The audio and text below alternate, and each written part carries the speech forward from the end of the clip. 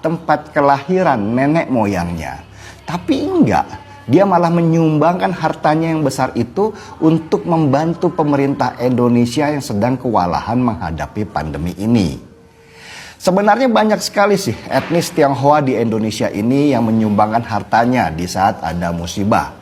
Malah ada gabungan pengusaha peduli NKRI yang menggalang dana sampai total 600 miliar rupiah untuk berbagi kepada mereka yang terdampak secara ekonomi di saat pandemi.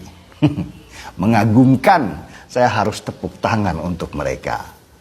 Dengan tidak ada niatan untuk membanding-bandingkan total jumlah sumbangan, saya sendiri masih sedih ketika banyak orang yang mengaku dirinya pribumi, beragama Muslim, masih sibuk mengumpulkan donasi bukan untuk saudaranya sendiri, tapi malah buat orang di luar negeri. Dan narasinya itu loh, masih agama, seolah-olah yang berhak dapat bantuan harus satu agama. Dan itu mereka banggakan pula. Kenapa kemanusiaan itu harus ada agamanya? Bukankah seharusnya kemanusiaan itu menembus sekat-sekat etnis, ras, dan agama? Karena kemanusiaan adalah hal yang tertinggi dari itu semua. Mungkin apa yang dilakukan oleh almarhum Bapak Akiditio, pengusaha dari Sumatera Selatan yang tidak dikenal namanya oleh banyak orang ini, menampar kita semua.